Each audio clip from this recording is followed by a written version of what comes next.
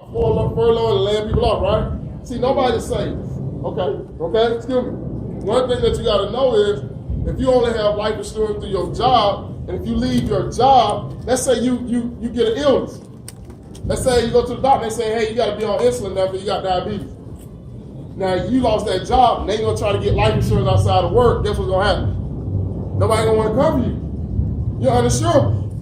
Because life insurance is based upon risk. It's not guaranteed that you're going to be able to get it. And a lot of us think like that. We think, oh, we'll get it later. But you don't know what can come against your body. So you got to make sure that if you got it on your job, let that be on your job, because they furnish most of it, right? You don't pay that much for it. You don't even know what the policy is. You ain't got no paperwork on it. You got to go to HR and go ask them for that stuff. Okay? You don't even know it's an accidental policy. You got down an accident for them to pay out. And they got to be on the job. So that's super risky. So you got to have some outside of work that you own, okay? So there's two types of policies out there, guys. Okay? I'm sorry, let me see. I'm going to run through this real quick. But it's a simple diagram that I show each person that I sit down with. I don't care if they got life insurance or not. I'm going to teach them this concept because most insurance companies, what they do is they sit down with us, and because we're not educated about it, they'll take advantage of you. And life insurance is one of the biggest industries out there, and it's one of the most wealthiest industries out there too, okay? But you got to understand how it works. If you don't understand how it works, you can get ripped off in it. That's why you see a lot of people out there, they got life insurance, they still got to do a car wash because there's stipulation with the policy that so-and-so, Johnny them, they know about, right? Okay, huh? You have to live 3 to 4 years. Yeah, there's a lot of stipulations. Okay? So that's why you do the supplemental policies outside of your work job. Right. Work policy, and that will cover everything. Right. That's good. And I'm going to talk about a lot of this stuff. So let's say you got two policies, right? Let's say you got policy A, you got policy B. Policy A, this person, 35 years old, going to start paying for a policy $75 a month for $100,000 worth of coverage, okay? By the time they turn 65, there's no money being saved in this insurance. It's just plain insurance, okay? Just like auto insurance. Is there any savings with your auto insurance? It's not, right? So that policy is like that. Policy B, you're going to pay $150 a month for the same amount of coverage, but by the time you turn 65 over here, you have $40,000 built up into this policy. Okay? Now, looking at the two, if a guy came to your house and showed you these two policies, which one would you pick, A or B? Who said B? You said B? Who else raised their hand for B? So which one is term and which one is whole life? Oh, we ain't gonna talk about that right now. Yeah, so Okay. Whole life. Okay? But most people that we sit down with, they pick B. Okay? Especially in the African American community, because that's what we've been taught. because they're uneducated. We're uneducated about it, right? So, because they say, well, I get this $40,000 out of there. I want that. Okay?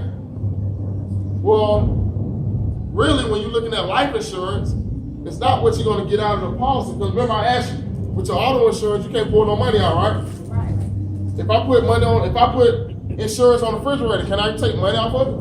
I can't do that. You can't run a policy like that, right? So why should we do it with life insurance? Okay? Why should we do it with life insurance? This is what we should do. Instead of us paying $150 a month all in the life insurance policy, banking to get some money out at the end, what we're going to do is buy this policy over here. This is what we call term life, and this is what we call whole life insurance. Okay? Most people we sit down with, they already got whole life insurance. And this is what the industry this is what they sell the most. Because they make the most what? Money from it. And the guy that's selling you a whole life policy probably got a term insurance. Because he knows term is the best thing to go, because in our early years, guys, think about it. You got young kids, may have some high debt, okay? If you don't have no money saved or no insurance and you die too soon, is your family going to be financially devastated? Yeah. They are, okay? That's why I need life insurance right now. That's why our parents say, well, you better get life insurance right now because it's cheap and you get as much as you can at that moment. And you're healthy.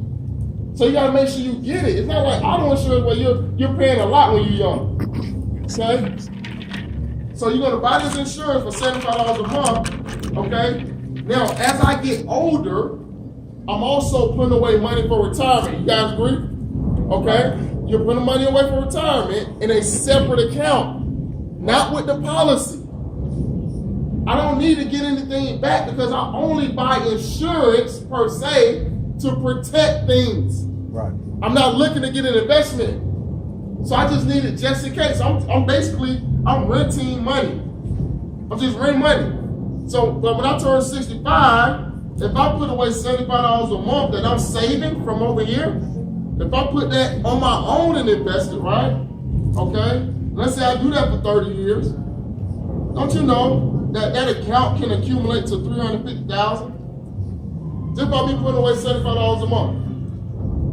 There's mutual funds and investments out there that are doing about 10 to 12%. Right. A lot of us don't know about it because we don't get taught it in school. Right.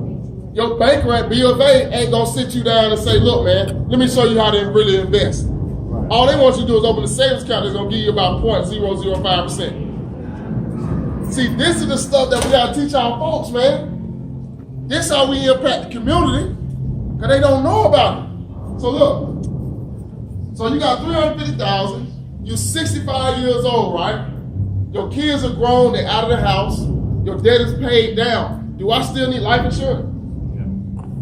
I really don't. Think about it. I got $350,000 in my savings. If something happens to me now, can my kids take that $350,000? Yeah. That's right. That can act like a life insurance policy now. Right. I just bought the life insurance because I didn't have that money as I was coming up in life. Right. That's smart. You see that? But if something happens to me prematurely, guess what? My family's gonna get the $100,000 and whatever's in my investment account. You see that? But the reason why I want to pay for life insurance when I'm 65 because it's gonna be a little bit more expensive. If I renew my term, I'm on a fixed income now. I got a ton of money saved on my own life insurance policy. My own life insurance. Bro. I don't need to pay for life insurance for my whole life. And that's what they want you to do. They want you to pay till you're like 130 years old. Right. If you keep paying premium, they're going to keep taking it. Now, you're paying more money over here because they're saying that you're going to save some money. But they don't tell you these rules that go with it. Okay? I'm almost done, guys. But I promise you, see, if you go back and look at some of the stuff that you already got set up, and it's good that you may have life insurance, but I can show you, me and Mike can show you how to enhance what you're already doing, okay? Because if you don't never look at your plan and what you got, and then something comes up later, and the company's saying, well, we're not gonna pay out on that. You say, well, the guy that sat with me 20 years ago said, y'all pay out on anything. The contract ain't with the agent. The contract with the who? The company. So it don't matter what your agent tell you. So look, on whole life insurance, you're gonna pay for your whole life, you're paying $150 a month. Rule number one is that in the first 3 years, there's no money being saved on average. So if you come to a hard time, that agent told you, yeah, you got some money in that policy, you're gonna have some money. You can borrow against it, but you're gonna go and try to get it, and there's no money there yet. First 3 years, I've seen policies where the first 8 years ain't no money in it. Look, she pointing here like, yeah, see. No, I'm just saying, like y'all heard about it. You heard about that. Okay, so first 3 years on money being saved because a lot of the money is going towards fees and the commission to pay the agent. Processing fees, right? Rule number 2, you only get a 1 to 4% rate of return on your money. Remember I said the banks, very low. These guys very low. What is $40,000 gonna be worth 30 years from now? Nothing. Your buying power is gonna be so low. But that's what they get us on. You're gonna have this money. 40,000. 40,000. And a lot of black people, a lot of us, think that's a lot of money. But we ain't seen a lot. And so they prey on our community, guys. Look, number 3, now you said, now I got money in it, I can borrow. What do you think, what happens when you borrow something? You gotta pay it back with interest. The average interest rate on a whole life policy is about 8 to 9% interest. So who money was in the first place? It was my money. So why I gotta pay it back? That's what they do. And if you don't pay that money back, guess how they gonna get you? From that face amount. If it's not happening to you, they're gonna take all that money from the face amount. Okay? Rule number 4, exclusions. I kind of already talked about it. Accidental policies. When 9/11 happened, at the war, at the terror, something happened to our country like that, if you got a policy that got that type of exclusion in it, they're not going to pay out on something like that. A lot of people are still trying to sue insurance companies from 9/11. My company, we only got one exclusion. You can't commit suicide within the first 2 years. You do it after 2 years, we'll still pay out. Just make sure you come talk to them first before you do that. Rule number 5. Let me ask you this.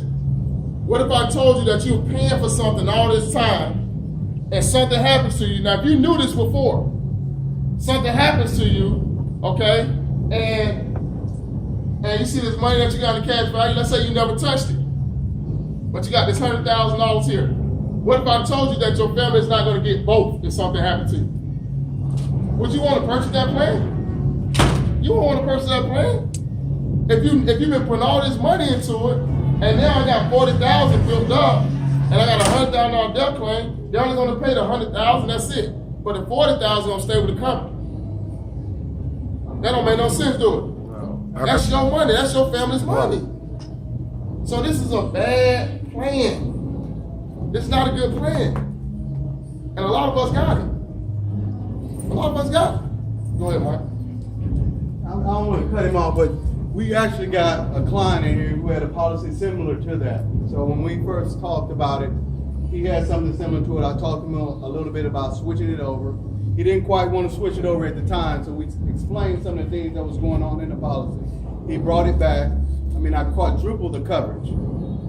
So when he canceled, they do give you whatever is there. He had the policy since he was 2. I want to say we converted it when he was 27 or so.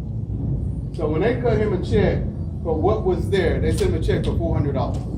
So 25 years, he made $400 in that policy. $400. And I'm talking about, we quadrupled his coverage today, not to talk about what he had, but less money, way more coverage, and he can save his own money. And like you said, over here on this side, in his investment account, he'll have way more than $400. You can save $400 with pennies around your house, so it just makes no sense to really be on this side.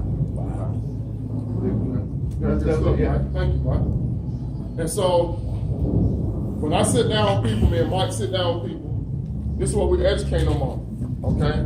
We don't look at ourselves as insurance salespeople. We're more like financial educators.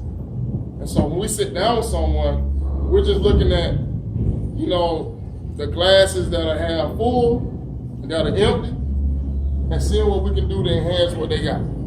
So your term life is until what age? It depends. We have, the highest term we have is 35 years.